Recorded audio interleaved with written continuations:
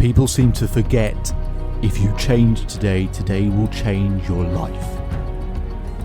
To keep up with the latest episodes, make sure you subscribe to the Self-Belief Chief podcast Facebook group, download your favourite ones, and this episode is brought to you by Odd Health, the easy way to speak to a nutritionist.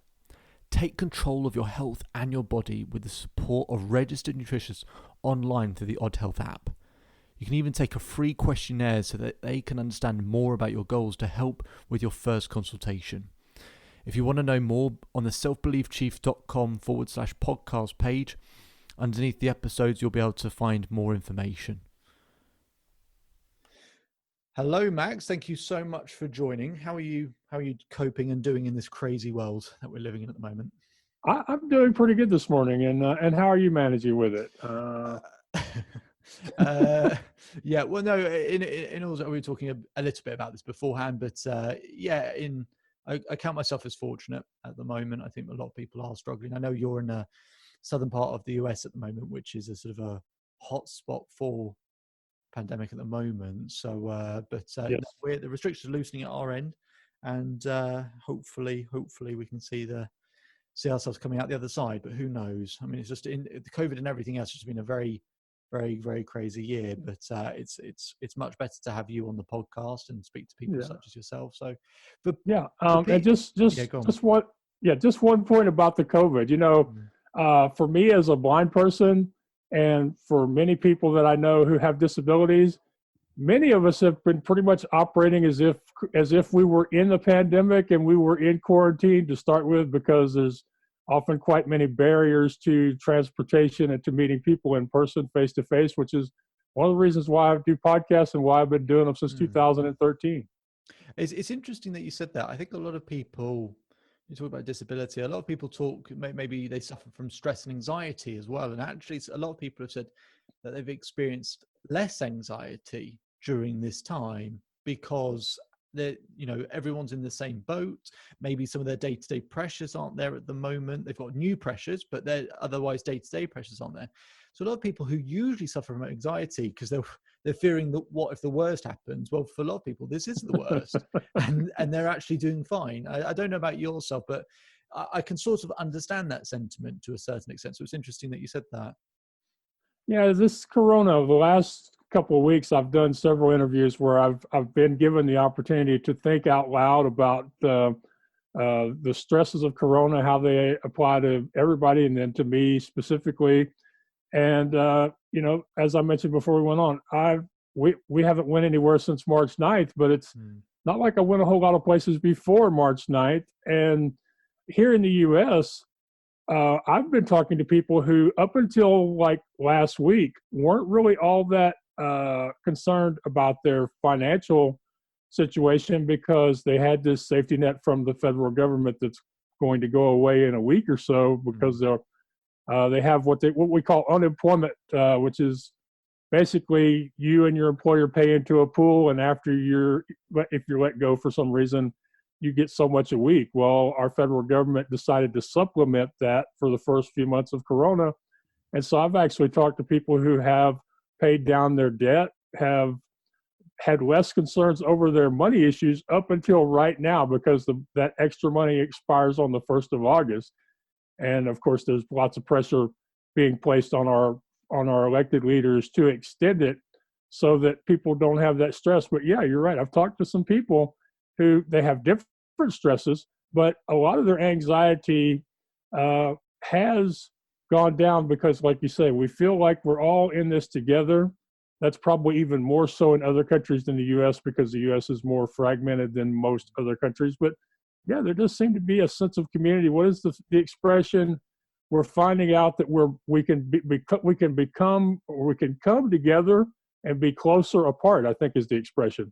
It's a good expression. And, for people such as us to help, hopefully, do a small part in helping reduce people's stress or give them a bit of direction in terms of navigating all of this stuff, which is obviously very new, but using our experience to help people do that. And you obviously do that through your blog and as the blind blogger, which I would love for people listening, if you could tell us a bit more about how you just started the blog, but maybe start right from the beginning, Max, in terms of telling people your story, because I know you're passionate about people sharing their story. I'd like to have you share yours, if that's okay. Yeah, I'm definitely passionate about sharing my story and helping other people share theirs. The world needs every story we can get, and thankfully this time is actually allowing a lot of people to tell stories they couldn't or didn't before. And I like to say, don't wait until you feel like your story is good enough to start sharing it, because it never will be. I grew up in a family of carnival owners from Texas. My grandfather started the show in the 50s. My uncles and my dad also operated a traveling carnival. By the time I was 5 years old, I knew that I was going to eventually lose my vision to RP, retinitis pigmentosa. But most of my family treated me as if it was an inconvenience rather than something that would make me different or prevent me from being part of the family games or family business. So I eventually graduated from a traditional high school, a traditional college, achieved the rank of Eagle Scout. I'm one of the few blind Eagles. Also, after college, I worked in the family business. I did the event bookings, operated kids games, set up and took down rides. I did pretty much everything except drive. And, we never could figure out a way for me to do that, or maybe I'd still be in the business. After my dad passed away, we realized pretty quickly we weren't capable to keep the business going. So we joined up with my uncle's carnival. And I could see that it was just a matter of time before I was not going to be in the business and needed something else to do. So I started a website called the Midway Marketplace in 2007. I didn't have the first clue what a website was or how I would build one, but people said, Max, if you're going to sell anything, you really need to be online. So in September of 2007, I filed for the domain name, like I say, not having a clue. In order to get online, I eventually had to learn how to hand code HTML, and then, of course, recruiting clients, setting fees, building an email list, writing ad copy, doing social media as it started to come along, because when I started, there was no Facebook, WordPress, or Wi-Fi even in a lot of places. People started noticing what I was doing to promote the equipment sales, and they started telling me that I was inspiring, that basically when they saw me do things, they asked themselves, if Max can do it, then what's my excuse? And I was finally convinced that my story is compelling. I started a second website as the blind blogger to share my experiences of being an entrepreneur who happens to be blind, and also to encourage others by, I share pretty openly pretty much everything that happens, gets out on the blog sooner or later, or on my podcast, What's Your Excuse? After I started the website, I was challenged to write a book and wrote my first book in 2014, Leading You Out of the Darkness into the Light, A Blind Man's Inspirational Guide to Success. Just published my fourth book about my first travels as a public speaker and doing book signings. As a result of wanting to promote my businesses, I went on podcasts. I did my first radio interview in 2013 and have loved being able to share my stories all over the world without having to leave the house. I eventually was invited to do a talk for an event in Philadelphia called DreamCon. So I've been sharing my story through public speaking at national conferences and local advocacy groups. I found my voice as a singer and now sing in public. I coach people on using podcasts to promote themselves, and I host a little show called What's Your Excuse? And basically, I just do the next thing that's in front of me, and for some reason, the rest of the world seems to find that inspiring. It's because it is, Max. That's why. And I think often when you're in your own shoes, I often find that the sort of either experience or knowledge that I've built up over the years, that you kind of just take that for granted, that, oh, everyone knows this stuff, and they don't. And similar to you, where you've got just that, the period of time that you've just covered, which is obviously a significant period of time, what you accumulated over that period is stuff that most people don't.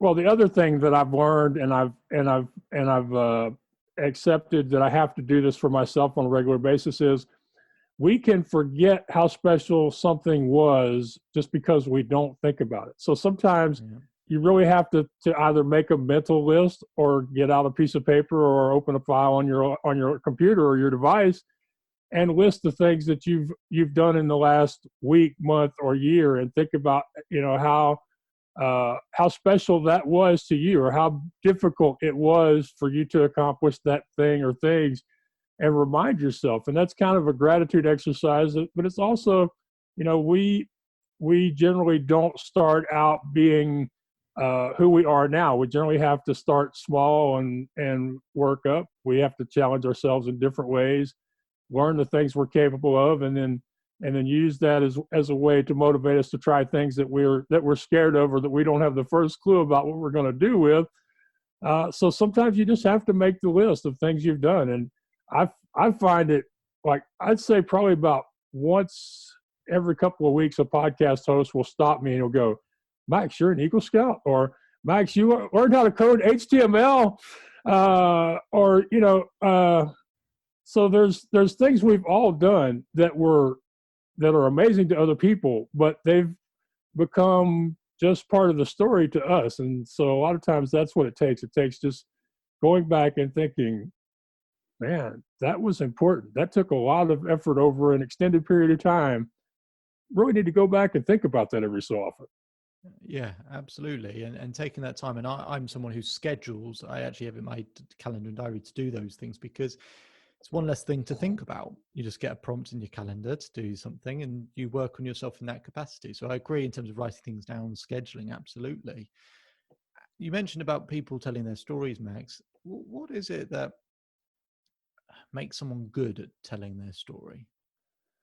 Well, the one thing I've learned is the story and the storyteller get better with the telling. So the thing that I think, there's a couple other things I want to mention, but the most important thing that I think makes a storyteller great is somebody who has found the freedom in their own mind to tell it often, to tell it as honestly as they can.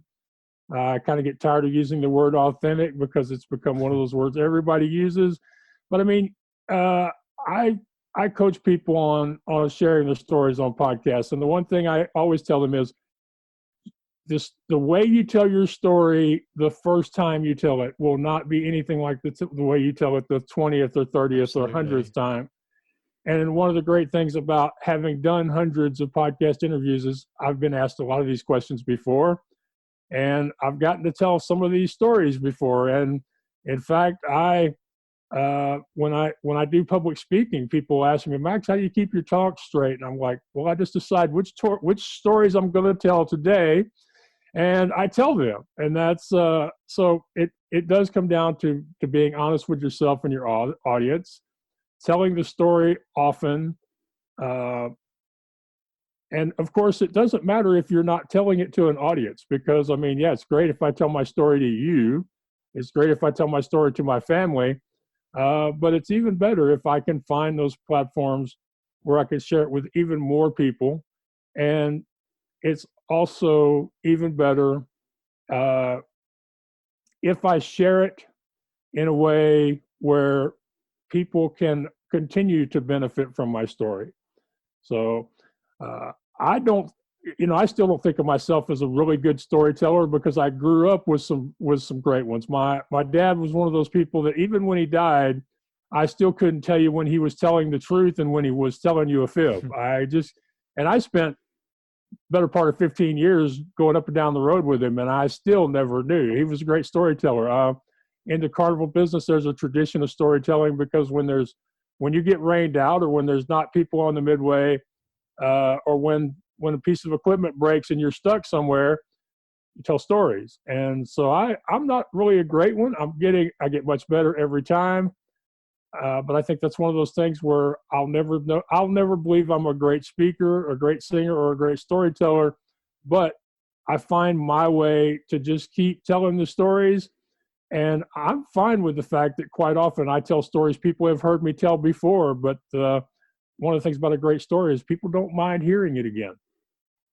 Yeah, absolutely. Well, no, absolutely not. And you mentioned about your father, and just going when I was doing the research beforehand, you spoke about how it possibly spurred you on to make some changes in your life. Um, could you talk about some of the changes that the sort of the new purpose, the new drive that Right. unpleasant experience? Yeah. What did it spur you on to do? Right. Well, it was a combination of things. My dad passed away. We lost our carnival. We had to connect up with my uncle's carnival, and we had competed very bitterly with them for bookings over the years. So it was not something that I personally wanted to do. I like to tell people at the time, I thought, well, if we have to lose, do we have to lose to them? I mean, there are other carnivals. We could go work with somebody else, but family being family, that's what happens. So um, I'm not happy. I'm putting on even more weight, but I've never been a healthy person to begin with. And I finally almost got I almost got thrown out of a motel in Port Lavaca, Texas, for peeing on their linens, and that was a scary thing that required me to go to a doctor. And the doctor said, Mr. Ivey, if you're not going to change the way you do things, you're not going to be around much longer. And he said, I'm not talking years, I'm talking months. So I had seen my dad pass away from cancer. I'd seen him, struggle with his weight over years and years. And so I went home and found a regular primary care physician. First thing she did was notice that I probably had sleep apnea, so she had me tested. Turned out, yes, I did have it. I have a fairly severe case of it, and have probably had it since I was a teenager. And if I had listened to the people around me, most notably my mom and my grandmother and some of the other women in my life, I would have been tested for it and treated for it when I was 18 or 19. And who knows where I would be now, because when you're not getting quality sleep, especially from apnea, that means you're not getting air. So it leads to fatigue, falling asleep during normal tasks, lack of interest, fuzzy thinking, poor choices, especially where it relates to food. It can cause high blood pressure, put you at a higher risk for heart attack and stroke, and cause impotence in men. So after she talked me into having the test and using the CPAP machine, I found that I had more energy and more passion, and really was at that point where I could tell the family, look, if y'all want to still carny, y'all can carny, but I'm going to go home and work on my website because this isn't serving me anymore. This is not healthy. Me being here just because y'all think I should be here, even though I'm not making any money and y'all are having to buy my stock, that's not serving anybody's purposes. So I went home and started focusing strictly on the Midway marketplace, and started putting in like 14, 16 hours a day on the website. Mm-hmm. And part of that was improving the website, part of that was finding new clients, part of it was promoting the website and building social media communities. But I had I went from something that was pretty much who I was for let's say till I was 40, to something brand new, but something that was mine, and that it would either succeed or fail on my own merit and would not be tied to my family or my extended family in the carnival business, many of whom I still wonder if they want me to be successful, even now that I'm not in the business with them anymore. It's just one of those things where, you have conversations with them at family gatherings and you're like, I'm great with my life, but y'all still seem angry. Y'all still seem like there's some of this old family stuff back when a family with 6 kids in it owned 4 carnivals. Just imagine that family dynamic where you've got that, where pretty much the entire family is competing against each other during the year, but at Thanksgiving, Christmas, and other holidays, you make nice like you like each other. So, but this the Midway marketplace, it was totally mine. There were all these new people that I was meeting online who were hoping that I would be successful, and would cheer me when I figured out something new on the website, or when I got a new client, or when I sold rides. These people that many of whom I didn't know them personally, they really wanted me to be successful. And it wasn't like, well, it'd be nice if he sold my ride, that would be good. No, it had nothing to do with a vested self-interest on their part. It was just people that I'd met online. And I like to tell people, if more people knew how supportive the online communities can be, that just about everybody would have a blog or a podcast. So my dad didn't start me on the road to getting healthy and changing my lifestyle, but seeing how he had struggled at the end of his life with cancer did make it easier for me. And then a little later on, I would be asked to at least explore having gastric surgery. I didn't want to do it because I thought a gastric surgery was quitting. It was a quick fix. It was, admitting that you're a failure and you need somebody to do this for you. And I found out at the seminar that only like 40% of people who have a gastric procedure lose the weight and stay healthy long term. That unless you change your lifestyle, your opinion of yourself, your habits, unless you really make serious changes as part of the surgery, it doesn't work. And once I found out there was hard work involved, I was in. It's like, tell me something's easy, I'm not interested. Tell me something is hard, yeah, I could do that. So I lost over 250 pounds. At this point, I'm still very healthy. All the blood pressure, the cholesterol, all the things that we monitor as far as whether or not somebody's healthy. I'm doing very well, and I'm actually really impressed with where I'm at now, because I am 54 years old now, but I basically abused my body for the first 40 years of my life with food. And I'm very, very lucky that the worst thing I have to show for it now is a little pain in my right knee. Mm-hmm. I could be a lot worse off. I mean, as the progress is fantastic. And so it's interesting that you spoke about the need to make it into a challenge, or it needs to be a challenge of some sort in order for you to feel compelled by it. What are the lessons that other people can take away from that story that you just mentioned?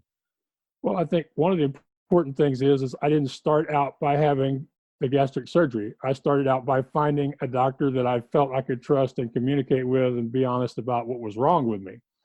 And then, we started by getting my blood pressure under control. We did several things along the way, and my doctor was smart enough to realize I'm going to have to wait until he's ready to ask him to take this next step. And when she thought I was ready, she did. So relationships with service providers, whether that be medical or coaches or mentors or website developers, whatever it is, open, honest relationships, because if you can't trust them and you can't share everything that concerns you, whether it's wrong with you, then you can't make the progress.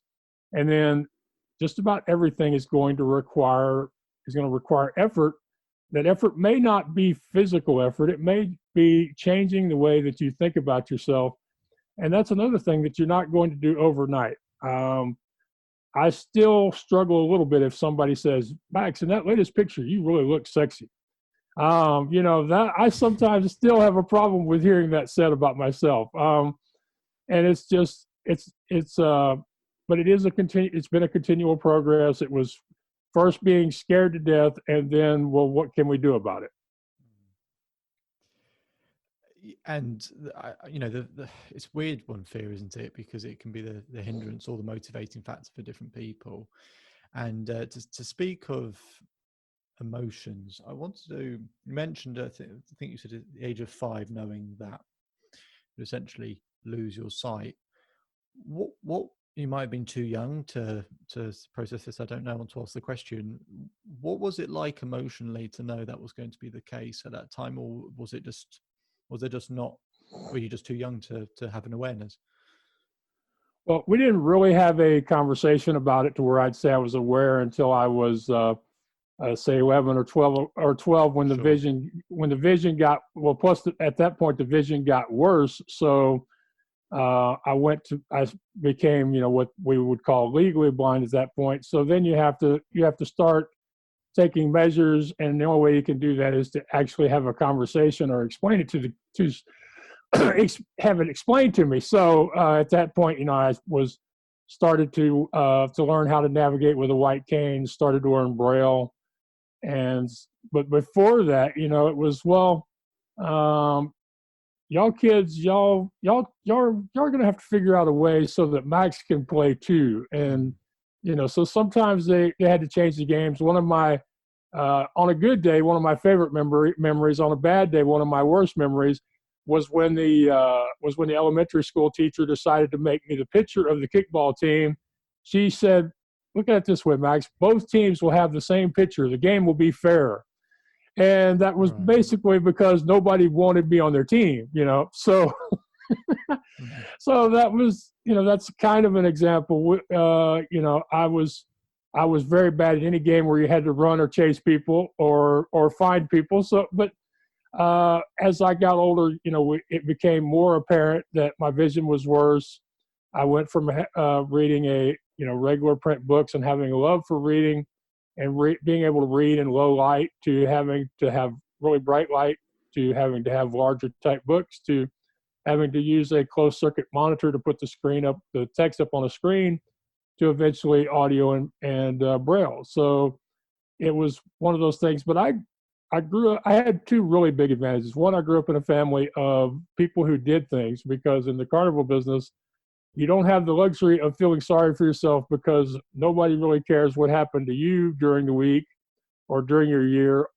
All they want to know is, are you going to be open on Thursday night? Can they ride the Ferris wheel or the twist? And can they get a funnel cake or a bag of cotton candy? So, you grow up in a family of people who do that for a living. There's not a lot of self-pity or feeling sorry for yourself allowed in that kind of a family. And then the other thing is, here in the U.S., the school you attend and how good the teachers and the resources are, a lot of it depends on how much money the people in the district have, because the schools are supported by property tax revenue. So I was lucky enough to be in a very good school where they actually had orientation and mobility instructors on their staff. They had more than one teacher who had been actually trained in, special education and helping somebody losing their vision to find different sorts of ways in order to do their schoolwork. So I was lucky in both those ways. And also being in a family like I was outside of school. I was kind of insulated from a lot of people in the world. And of course, it was a different time when the population wasn't as large here in this part of Houston as it is now. So I had a lot of things going for me that made it less difficult, less traumatic than, I've heard it has been for other people losing their vision. I did lose mine gradually instead of all at once. I didn't lose it to an accident or an injury.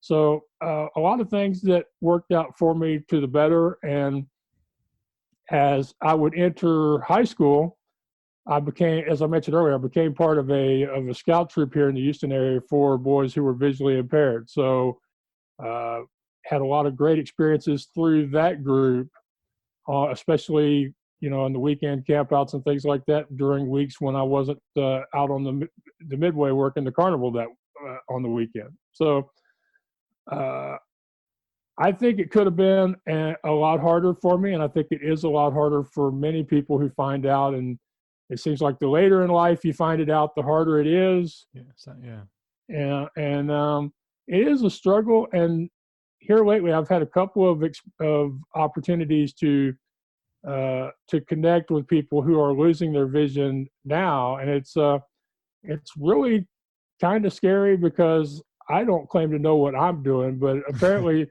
other people think that I can help them with what they're doing. So I just do my best to encourage them that eventually they're going to find their own way to deal with their vision loss. And of course, the worst ones are the ones who get trapped in the fear of, I'm never going to be the person I was before I lost my vision. And, just like with people during Corona now, there are going to be some people who Corona jumpstarts their career or their passion or their hobby. They're going to do things they never did before because they have the time and the freedom from their job. And there are going to be other people who this is going to crush them. They're never going to be the same person again. And that's the tough thing, isn't it? But one of the things I always say to people is you can't control the events, but you can control what they mean. And I think that's the best you can do, really. It's one of those things that you can control, but giving something an empowering meaning, though, however, is a difficult thing to do. I love that. You just said that. I've heard that expression in other ways, but the way you just said that is different. because I've heard it, you can't control what happens, you can control what you do about it, or you can control how it affects you. But what you just said is actually more to the point. You get to decide what it means. That's really different than the way everybody else is saying that. And I'm glad I was here today to hear you say it. I think people are always, whether you believe in a higher power or God or life or a force of some whatever, is we always want to try and find a reason to make sense of things. It's why death is so difficult, is because unfortunately there isn't much of a meaning when it comes to death. There are things that can spur us on to do things, but finding a meaning, we don't understand it, so it's hard to find a meaning. But when it comes to the end of a relationship or most other things in life, a meaning can be found, I think. And it's, if people can find a meaning, and I did a story of someone who passed away in my life. I've been struggling with it for a while. I remember going to Seville in Spain.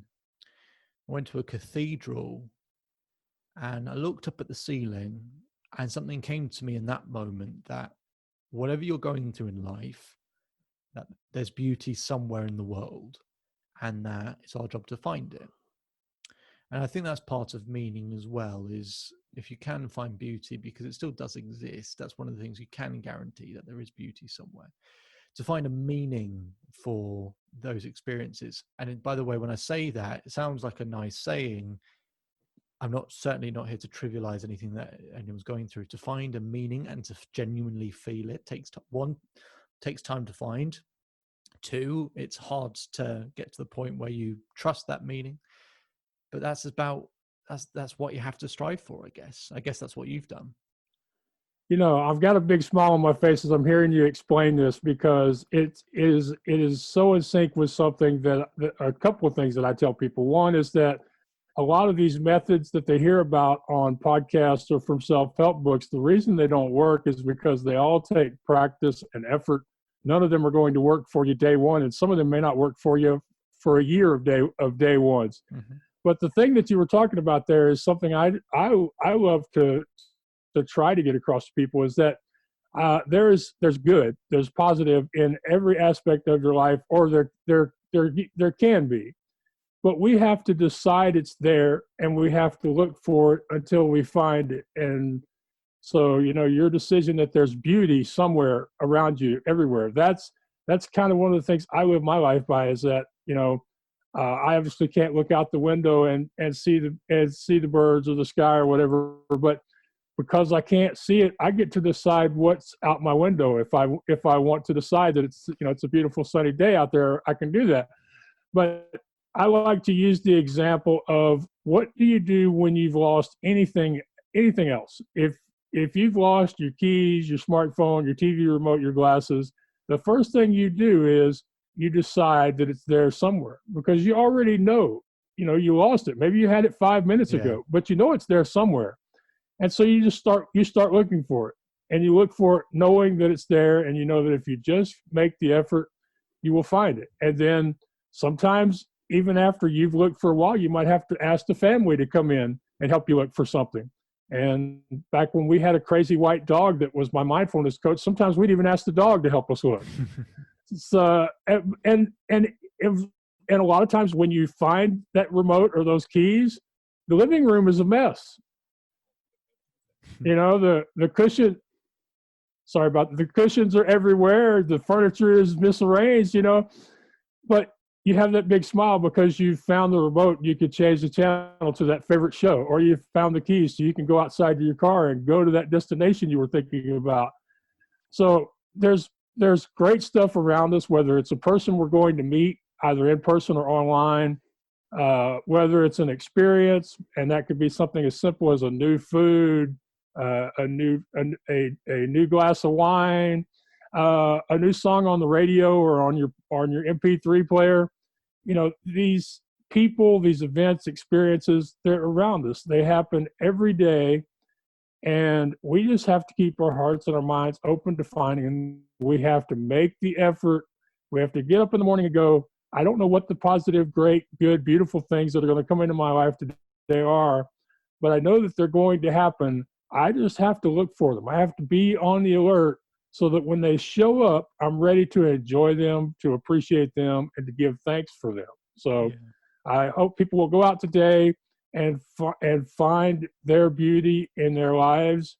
And I think it's really should be a sign to your audience that while we use different language, this is something we both agree on and we both do and have done. So, I mean, come on.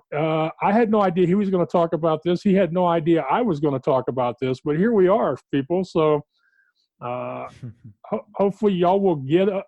Maybe you can take a nap so you can wake up again and start your day over looking for something beautiful. Yeah, it's something I always bear in mind. In practice, do I always get it right? Absolutely not. You like everyone else, you go through pain, you go through difficult moments, you go through stress, but to have that as some form of guiding principle, it just gives you that faith when it does get difficult and when it is hard and when you don't feel like looking for it, that at some point you should be looking for it again. Yeah, that's where your community comes in. That's where your friends, your family, your online, because I had a horrible failure in the fall of 2018. I went off to do a 3-week speaking thing I was going to Philadelphia, New York, and Pittsburgh. Those are all 3 cities in the Northeast. I was going by train. After the first week, I got sick, but refused to just go home because I felt like I told them I was going to come, so I was going to come. And I had trouble speaking that week, so I wasn't able to sell any books or book any new clients. So I was sick. The money was running out. I was in New York City about to be homeless, and that's not a fun city to be homeless in. Not that any cities are good, but New York is especially bad for somebody from out of town and blind that doesn't have a place to go. So, but I just kept asking my community online through Facebook and Twitter, and eventually a friend from California provided me with the money for a hotel room for the night, and another friend from San Antonio provided me with the cost of the train ticket back home. And when I got home, some friends from church picked me up at the train station and brought me back to the house. They said they must have thought I was really sick because they made me wear gloves and a mask to get in their car or their truck, and they thought about for a minute making me ride in the bed of the pickup instead of in the cab because I was. But it's just when I did get home, I was I was very disappointed, disgusted, felt like a failure because hey Max, who do you think you are that you're going to go off and do this? And you should have had more money. You should have had better plans in place. But it took the better part of 2 months before I was at that point where I could start being Max again.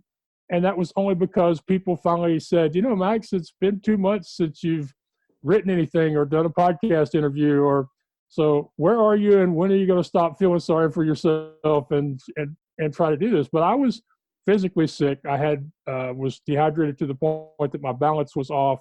It took a month before I could talk again. It took 6 weeks or so before I could sing again.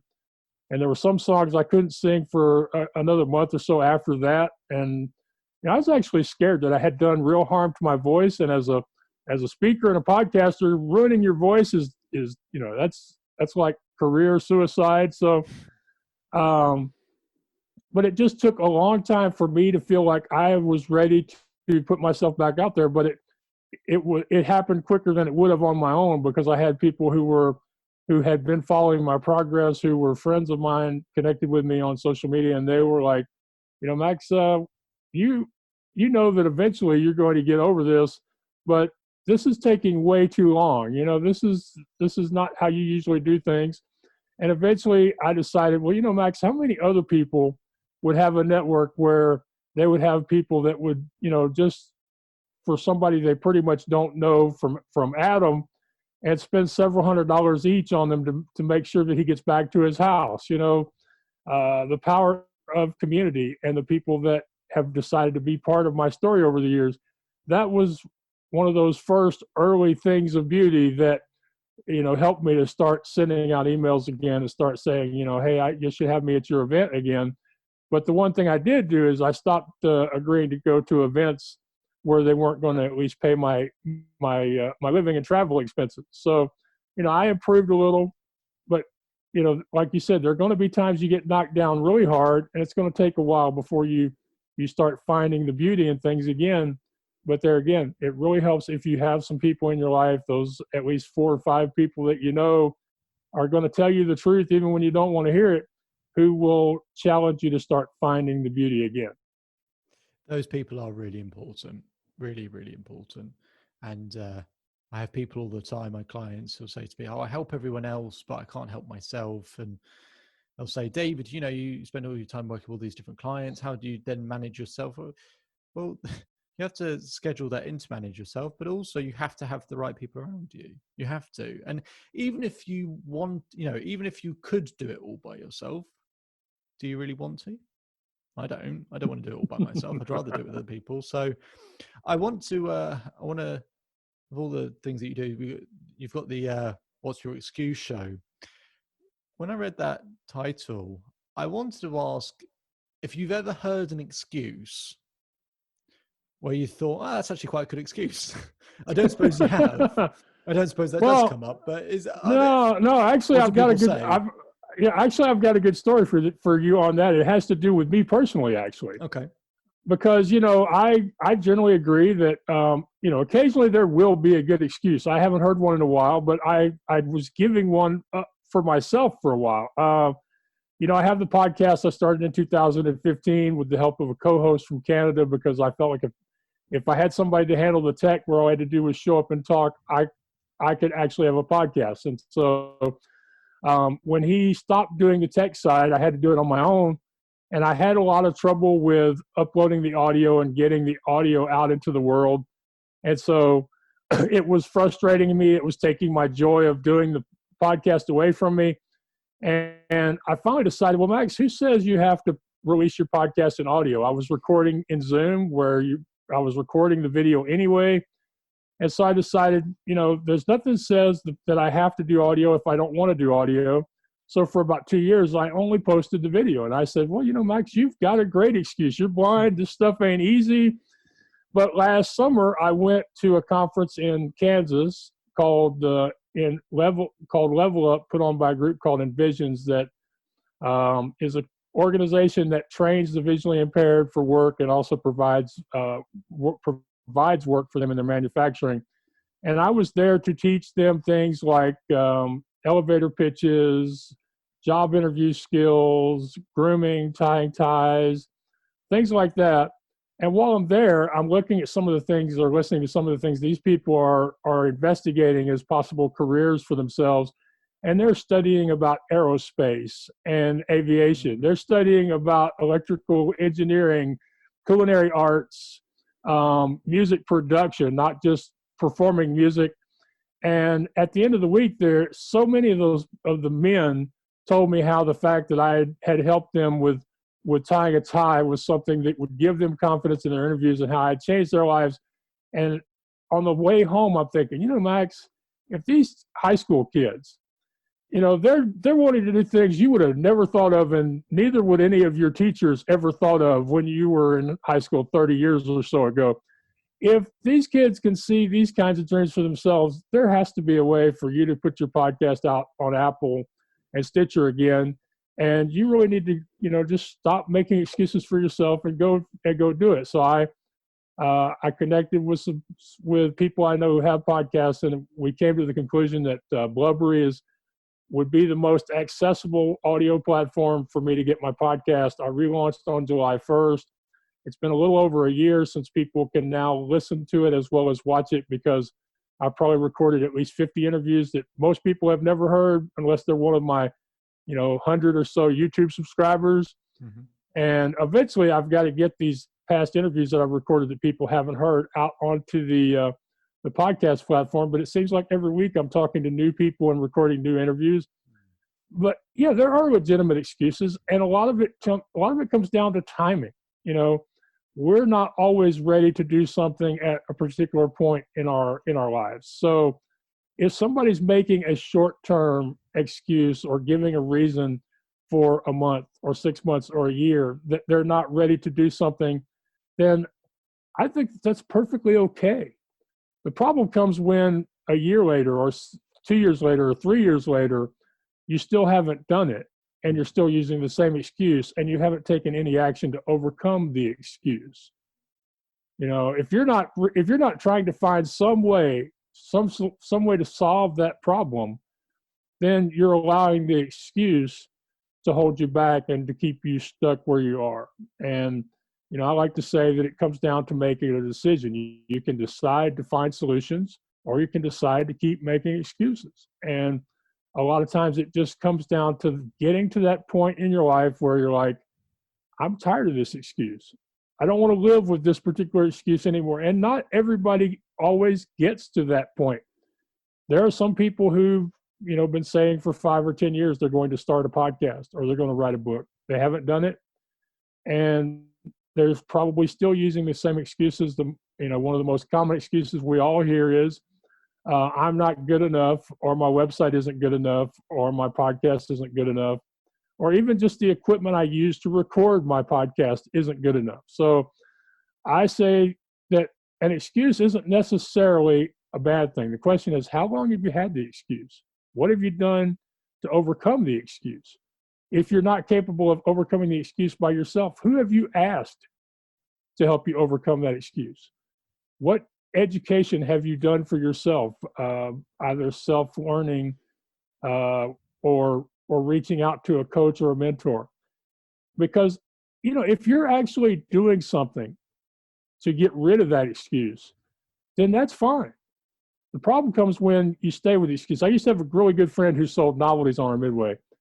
He used to say, Max, there's nothing wrong with being dirty, but there's all sorts of things wrong with staying dirty.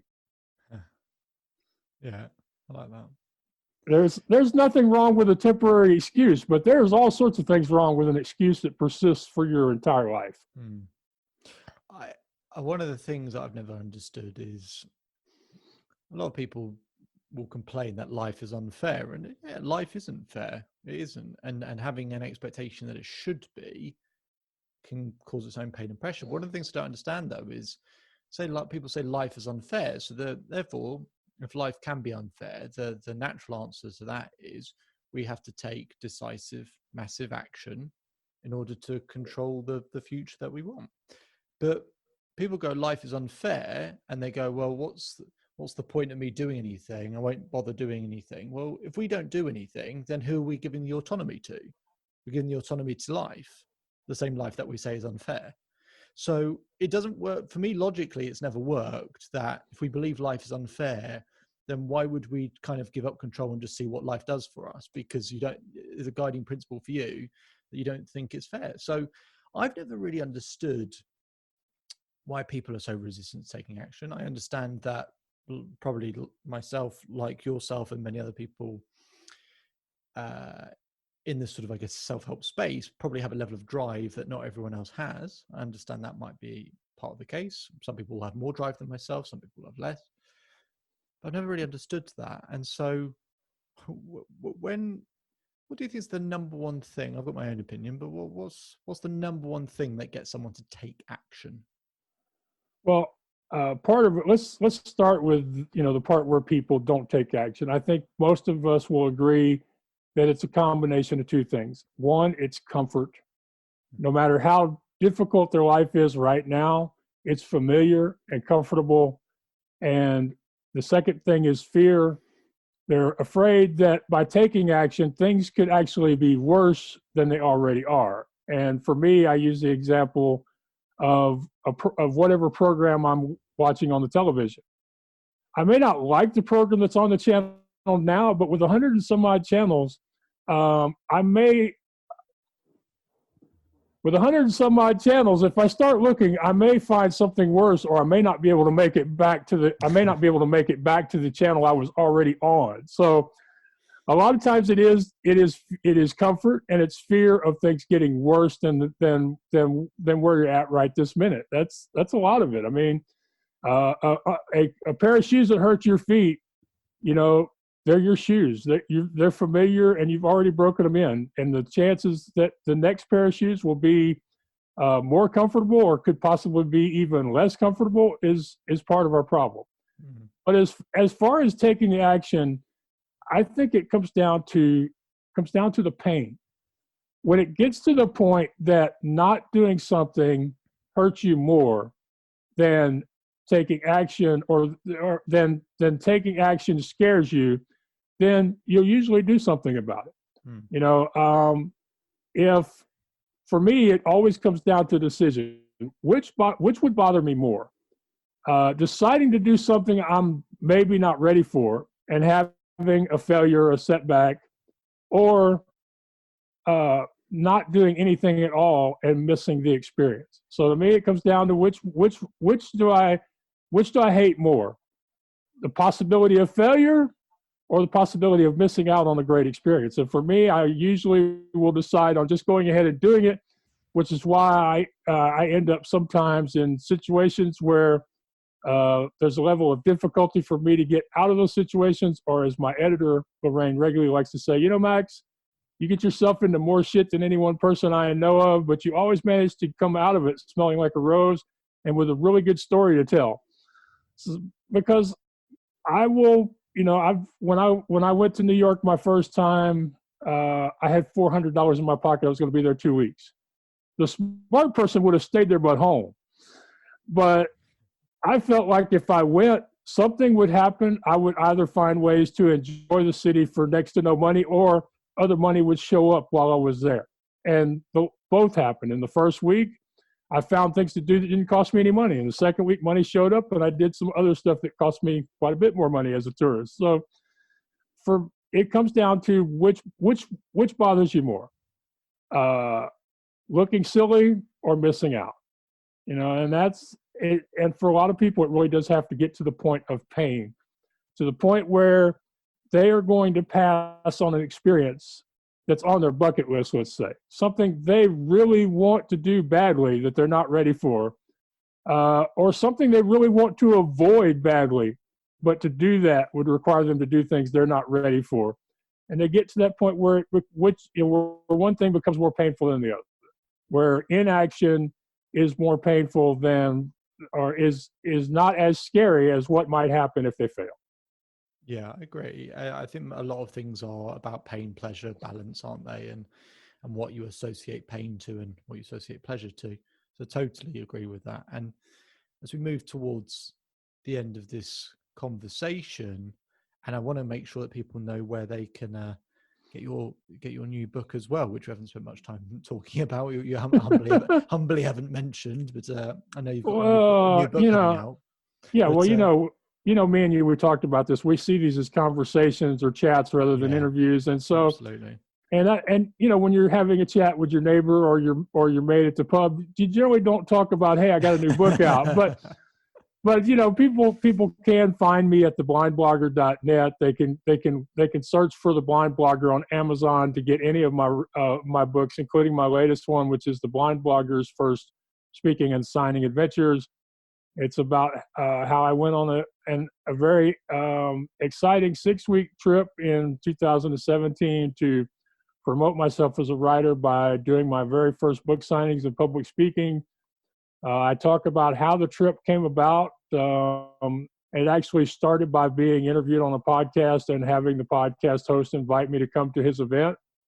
And once he invited me and the word got out, I was actually leaving my house. Other opportunities showed up, or the people volunteered.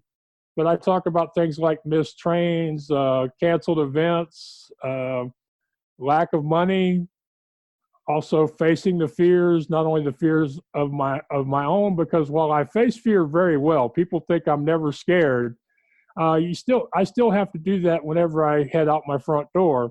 And then also I have to face the fears of my family and the fears of some people in my online community, because there are some people out there in the world who are going to go, Max, you sure you don't want to take somebody with you? And well, who wants to go? Nobody ever wants to go when I want to go. So it comes down to, do I want to stay home or just want to go ahead and go out there by myself? So I go by myself, and I did public speaking, book signings, but I also talk about great experiences like the fact that one of the canceled events led to my getting to spend some time with family I hadn't seen in 30 years.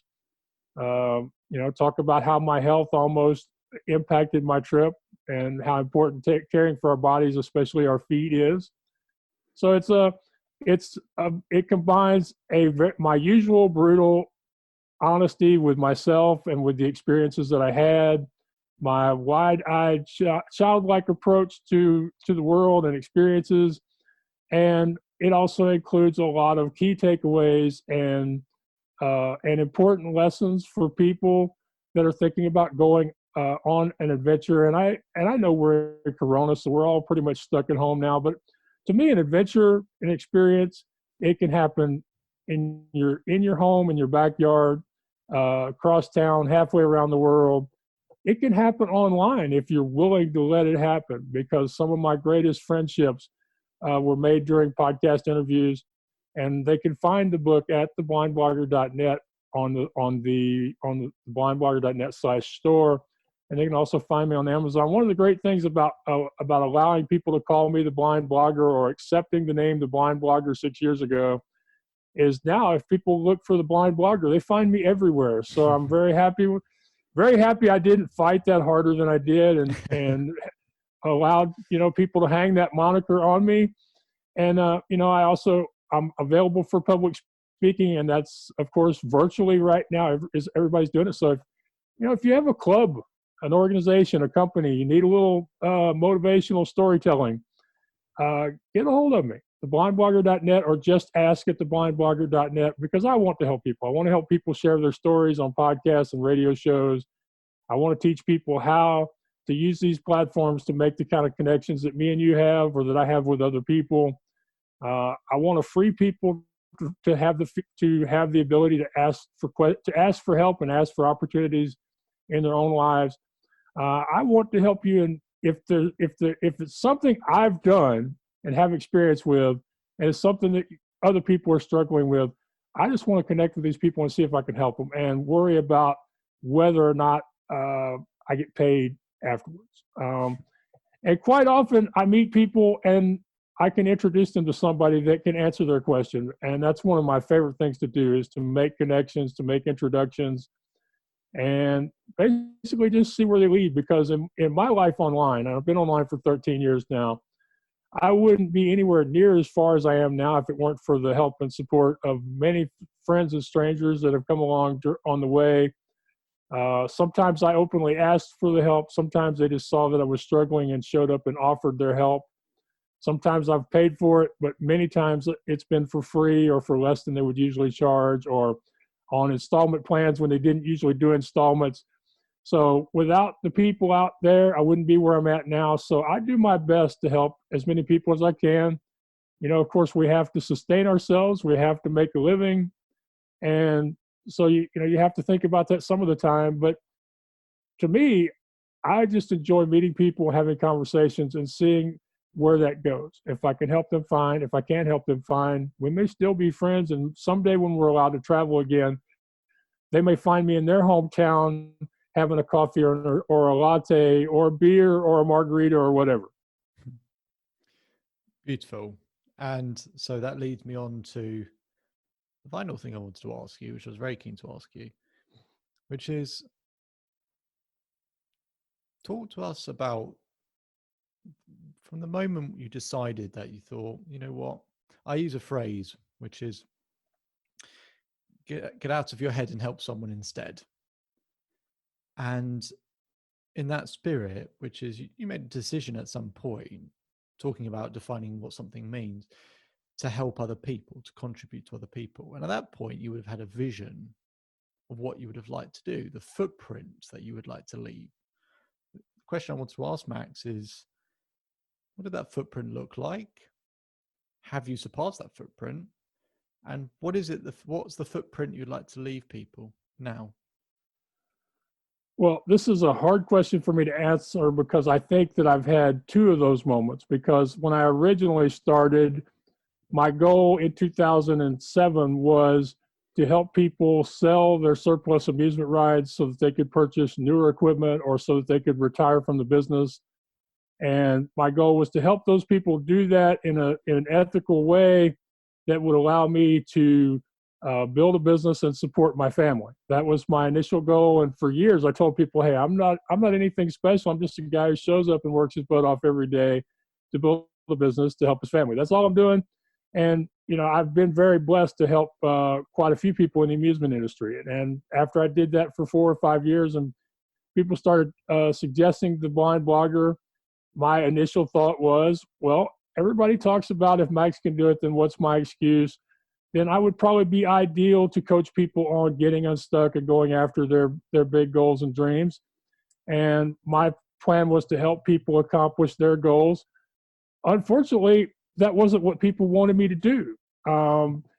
I've had a few exploratory calls. I've helped a few people informally because I like helping people. But it turned out the thing that they all wanted me to do was to help them connect with podcasts and other opportunities to share their story. So it went from, okay, Max, you're going to be a coach, to you're going to be a service provider, a consultant, somebody who helps people understand the power of their stories, teaches them to tell them more effectively, and teaches them to use their story so they can grow their passion, their business, their brand, however they see themselves.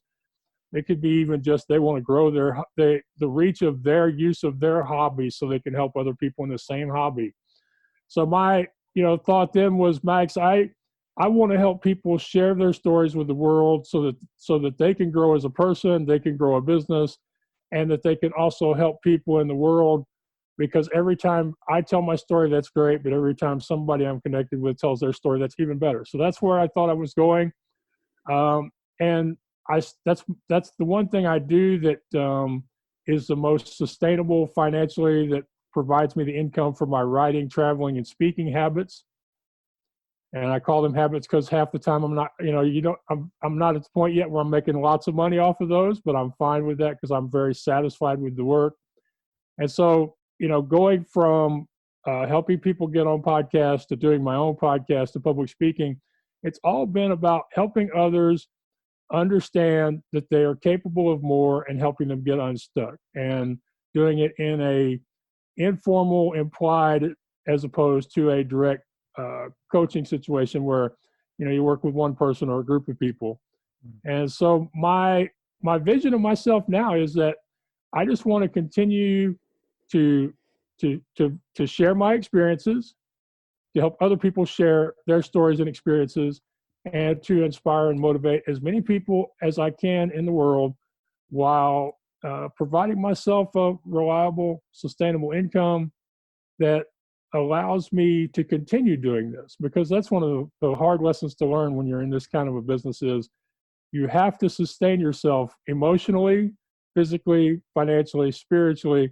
If you're not sustaining yourself, you can't continue to help other people. So I really love helping other people. I love having conversations, finding out that hidden thing about somebody that would make them even more empowering to the people around them and the people in the world. I love finding hidden goals that people have that they're scared to talk about, or getting them to talk about parts of their history, their story that they've never talked about to anybody else, and having them realize, hey, this is hard for me to tell people, but this is the kind of thing that when I tell them, that it will really, really change lives. I mentioned my editor, Lorraine, regularly earlier. I was part of helping her understand that sharing the story of being raped as a teen and as a virgin, and that going into drug use and prostitution, that wouldn't make her less of a person in the eyes of people. It would make her more of a person in the eyes of people following her story. So those are the kind of things I like to do to help other people understand the power of the story. Because if it wasn't for a woman named Adrienne Smith, who I like to call my blogging mama, I'd still be doing nothing but selling carnival rides, because she was the person who did the most to help me understand the whole package of my story, of how I have a built-in excuse and don't use it. Other people don't have excuses and still find reasons not to go after the things that they're passionate about. So I would say at this point, I'm probably on my third or fourth idea of what my future is, but it's basically helping others understand their story, embrace their story, and tell their story. Fantastic. And with that, Max, I want to thank you very much for joining me. Well, I want to thank you very much for having me. I understand as a podcaster, especially that, you're putting a lot of time and effort and a fair bit of money into doing this. And without people like you, I wouldn't have the platforms that have given me the opportunity to share my story and encourage other people. So without you and people like you, there wouldn't be a The Blind Blogger or a What's Your Excuse. So thank you. You're welcome.